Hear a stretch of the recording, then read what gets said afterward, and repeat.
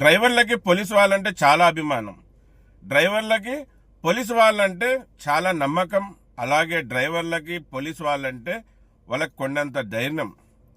Police వాళ్ళు మా కోసం, మా రక్షణ కోసం ఉన్నారని మా డ్రైవర్ భావించి నమ్మి రాత్రి పగలు రోడ్ల మీద ప్రయాణం చేస్తూ ఉంటాడు.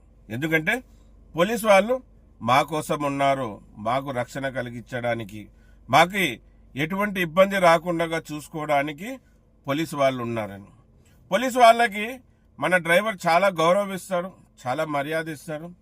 ఎందుకు ఇవన్నీ మన డ్రైవర్లు పోలీసు వాళ్ళకి గౌరవిస్తారు, మర్యాద ఇస్తారంటే గొప్ప గొప్ప పోలీస్ అధికారులు ఉన్నారు.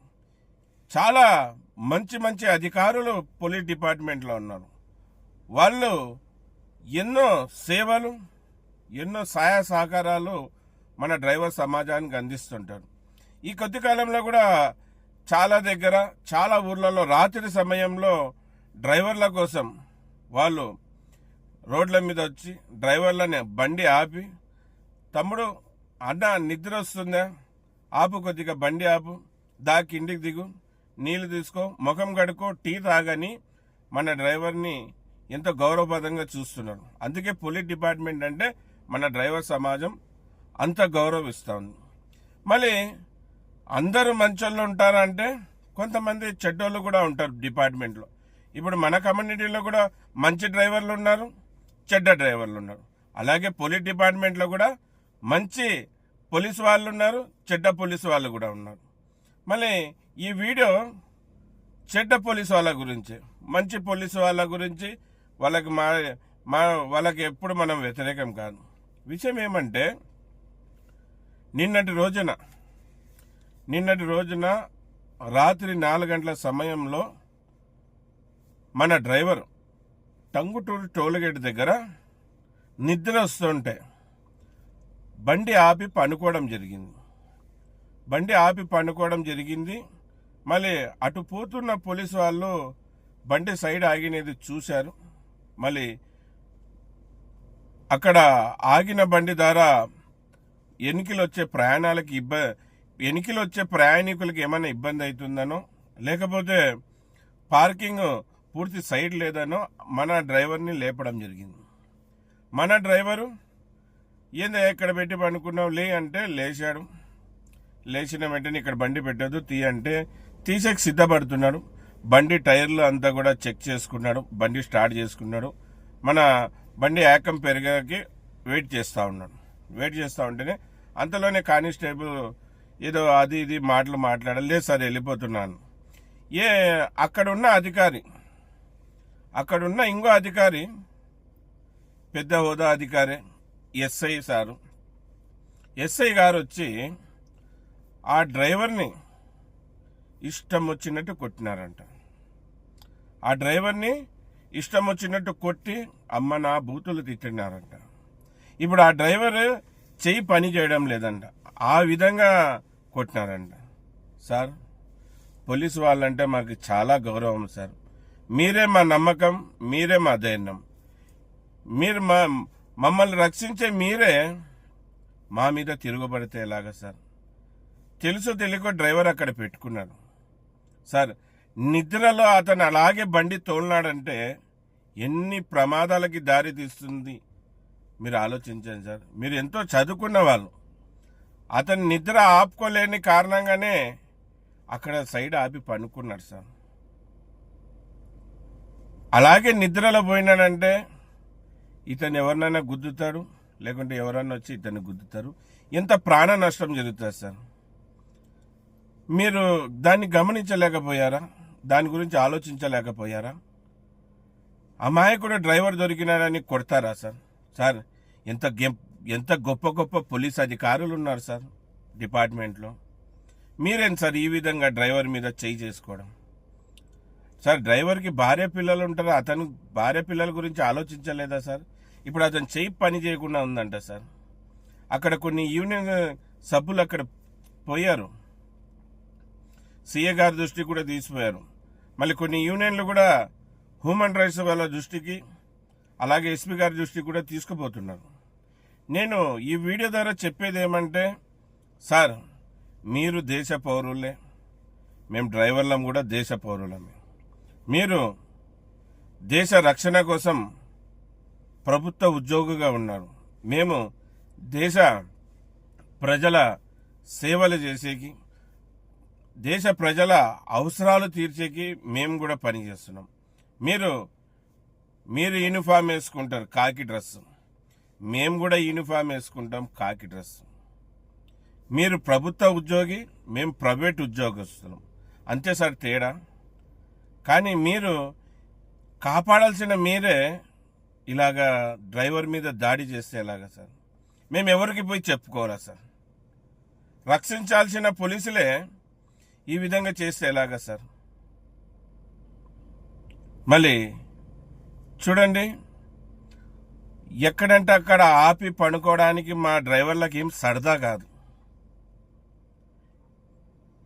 ఎక్కడంటే అక్కడ పక్కలో పెట్టుకొని పడుకోవడానికి మా డ్రైవర్లకి సరదా కాదు. నేను చెప్పే మాటలు బాగా జాగ్రత్తగా వినండి. మళ్ళీ మా డ్రైవర్ యూనియన్లు పోలీసు వాళ్ళ దృష్టికి చాలాసార్లు డ్రైవర్ల ఒక సమస్యలు చెప్పారు, సమస్యలు తెలియపరిచారు. ఏంటి ఆ సమస్యలు అంటే, మేము బండి తోలుతున్నప్పుడు అలసిపోయినప్పుడు ఎక్కడన్నా కానీ బండి పెట్టి పనుకుంటే మా బండిలో ఉన్న డబ్బులు, మా సెల్ ఫోన్లు, అలాగే మా డీజిల్ మొత్తం దొంగలు దోపిడీ చేస్తూ ఉన్నారు, మమ్మల్ని కాపాడండి అని మీ దృష్టికి తీసుకుని వచ్చాం కదా సార్.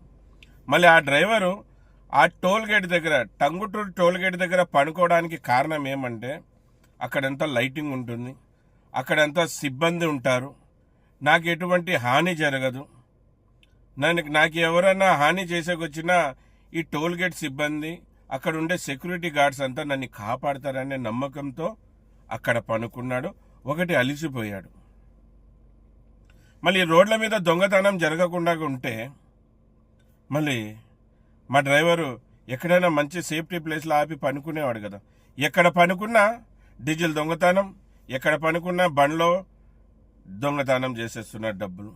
మళ్ళీ డ్రైవర్ ఎక్కడ పోతారు సార్? ఆలోచించండి. దేశ సేవ చేస్తాడు సార్ మా డ్రైవరు, దేశ ప్రజల అవసరాలు తీరుస్తూ ఉంటారు సార్ మా డ్రైవరు, దేశ ప్రజల్ని ఇక్కడి నుంచి అక్కడికి తరలిస్తుంటారు సార్ మా డ్రైవరు. అమాయకుడు బీద డ్రైవర్ని ఆ విధంగా కొట్టాడు కదా సార్. ఎలాగ బతకాలి సార్ డ్రైవర్? అతను చెయ్యి ఇరిగిపోతే అతని కుటుంబాన్ని ఎవరు పోషిస్తారు సార్? అంత ఘోరంగా కొట్టారు. మళ్ళీ అన్ని జిల్లాలో ఎస్పీలకు కూడా చెప్తున్నాను సార్, పోలీసు వాళ్ళంటే మాకు చాలా గౌరవం, చాలా నమ్మకం సార్. మీరంటేనే మా ధైర్యం. మా మీద ఇలాగ దాడులు చేసే వాళ్ళ మీద యాక్షన్ తీసుకోండి సార్. కాపాడాల్సిన పోలీసు వాళ్ళే ఇలాగ మా మీదనే దాడి చేస్తే ఎలాగ సార్?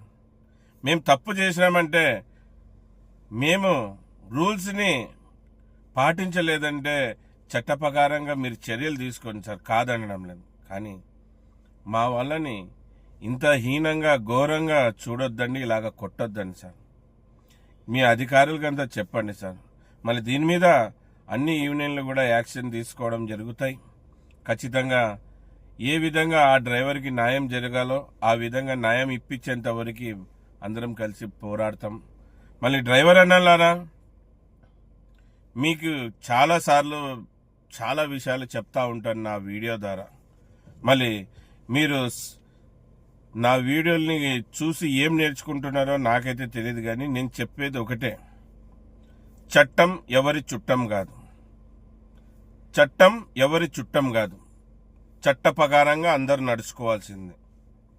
ఇప్పుడు పోలీసు అధికారులైనా కానీ మనమైనా కానీ ఎవరైనా కానీ చట్ట ప్రకారంగా నడుచుకోవాల్సిందే. చట్టాన్ని ఎవరు ఉల్లంఘించారో, చట్టాన్ని ఎవరు